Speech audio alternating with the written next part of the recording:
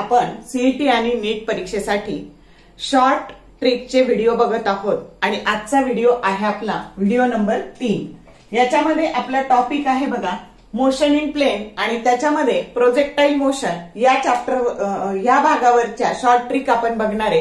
कारण 11वीला याच्यावर खूप सारे न्यूमरिकल्स पडलेले आहेत, पीवायक्यू पडलेले आहेत आणि ते अगदी सोप्या पद्धतीने सोडवता येतात आणि त्यामुळे एक 5-10 मिनिटात हे आर्टिकल तुमचं होऊन जाणार आहे, म्हणून मी व्हिडिओ बनवते आहे। तर मी दीपाली कुलकर्णी देशमुख माझ्या विंग्स ऑफ फिजिक्स या चॅनलमध्ये आपल्या सगळ्यांचं मनपूर्वक स्वागत करते। तर बघूयात आपण शॉर्ट ट्रिक। तर तुम्हाला माहितीये की जेव्हा एखादा ऑब्जेक्ट आपण असा 2 डायमेन्शन मध्ये फेकतो त्यावेळेस आपण त्याला प्रोजेक्टाईल असं म्हणतो आणि त्याची यू ही इनिशियल व्हेलॉसिटी असते आणि इथे त्याने ह्या हॉरिझॉन्टलशी केलेला अँगल त्याला आपण अँगल ऑफ प्रोजेक्शन थीटा असं म्हणतो। मग हा प्रोजेक्टाईल जास्तीत जास्त आडवा अंतर जे जातं त्याला रेंज असं म्हणतो आणि त्या रेंजचा फॉर्म्युला असतो range R that is equal to u square initial व्हेलॉसिटीचा स्क्वेअर साइन 2 थीटा। हे 2 शेजारी घ्यायचं, हे आडवं आहे म्हणून 2 हे आडवं लिहायचं आणि त्याला इथे एकच स्क्वेअर आहे म्हणून त्याला फक्त जी ने डिवाइड करायचं आणि जी ची व्हॅल्यू 10 मीटर पर सेकंड स्क्वेअर घ्यायची प्रॉब्लेम सोडवताना। ही गोष्ट लक्षात ठेवा म्हणजे कॅल्क्युलेशन सोपे होतात। आले लक्षात? आर रेंजचा फॉर्म्युला काय? R u square sine square ने घ्यायचं साइन 2 थीटा, हे आडवं आहे म्हणून हे शेजारी घ्यायचं आणि एकच स्क्वेअर आहे म्हणून जी घ्यायचं। मग आता ही रेंज मॅक्सिमम कधी असते? तर हा जो अँगल आहे हा 45 डिग्री असतो तेव्हा रेंज मॅक्सिमम असते। मग साइन 2 थीटा काय झाला 90 आणि साइन 90 काय झालं 1 आणि या साइन 2 थीटाची किंमत 1 टाकली तर आर मॅक्सचा फॉर्म्युला काय येतो यू स्क्वेअर बाय जी।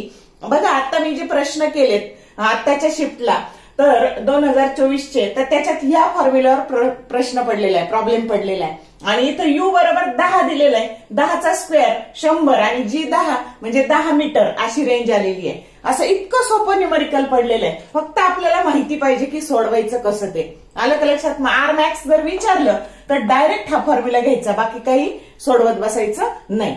आणि अजून तुम्हाला असं विचारतील बघा की सेम रेंज समजा हा अँगल 10 डिग्री असेल ना इथे 10 तर सेम रेंज ही 80 ला असते।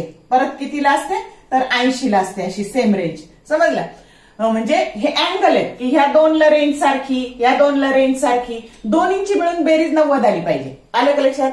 मग 20 अँगल असेल तर तितकीच रेंज परत 70 डिग्रीला येणार आहे, 30 असेल तर परत 60 ला येणार आहे, 40 असेल तर 50 ला येणार आहे। आलं लक्षात? तर या जोड्यांसाठी एवढ्या अँगलसाठी रेंज काय असते? सेम असते। समजलं का? आता पुढचं हाईट। आता हाईटचा फॉर्म्युला आता हाईट मग यू स्क्वेअर आता साइन स्क्वेअर इथे 2 शेजारी घेतलं होतं इथे डोक्यावर घ्यायची पावर घ्यायची you square sine square theta. Height उंच असते की नाही म्हणजे 2दा डोक्यावर लिहायचं you square sine square theta आपण 2दा डोक्यावर म्हणून जी इथे एकदाच पावर लिहिली म्हणून 1 जी इथे 2दा लिहिली म्हणून 2 जी। आलं लक्षात? कसं लक्षात ठेवायचं? मग हा झाला हाईटचा फॉर्म्युला, अशा पद्धतीने लक्षात ठेवायचा। त्याच्यानंतर इथून इथपर्यंत गेलं की टाइम ऑफ असेंट आणि इथून इथपर्यंत गेलं की टाइम ऑफ डिसेंट आणि ह्या सगळ्याची बेरीज मिळून टाइम ऑफ फ्लाइट असतं। मग टाइम ऑफ असेंटचा फॉर्म्युला काय असतो? इथं कुठंच पॉवर द्यायची नाही, यू साइन थीटा भागिले जी आणि त्याची दुप्पट करायची तर टाइम ऑफ फ्लाइट म्हणजे इथून इथपर्यंत पोहोचायला वेळ किती लागणार आहे u sine theta by g. इथून इथपर्यंत पण किती लागणार आहे u sine theta by g आणि टाइम ऑफ फ्लाइट म्हणजे काय असतं? तर time of flight that is equal to time of ascent plus time of descent दोन्हीची जर बेरीज केली तर टाइम ऑफ फ्लाइटचा फॉर्म्युला येतो twice u sine theta upon g. मग आता अजून काय करायचं? तर हा झाला फॉर्म्युला। असे 3 फॉर्म्युले नीट लक्षात ठेवा। ट्रॅजेक्टरीच्या फॉर्म्युल्यावर अजून तरी काही प्रश्न आलेला नाही आणि सगळ्यात महत्वाचं साइन अँगल लक्षात ठेवा। Sine 30 degree 1/2 sine 40 degree 1/√2 sine 60 degree √3/2 sine 90 degree 1 आणि साइन 180 डिग्री 0। बघा असा 5 ते 10 मिनिटात ह्या आर्टिकल वरचा तुमचा अभ्यास होऊन जाणार आहे। नीटला पण याच्यावर प्रश्न येतात, सीईटीला पण येतात, त्यामुळं अशा पद्धतीने त्या चॅप्टरची रिव्हिजन करा। तर मला खात्री आहे तुम्हाला व्हिडिओ आवडला असेल, आवडला तर लाईक करा, शेअर करा, कमेंट करा आणि जर तुम्ही चॅनलला सबस्क्राईब केलं नसेल तर सबस्क्राईब करा। All the best for your upcoming exam, and thank you for watching this whole video.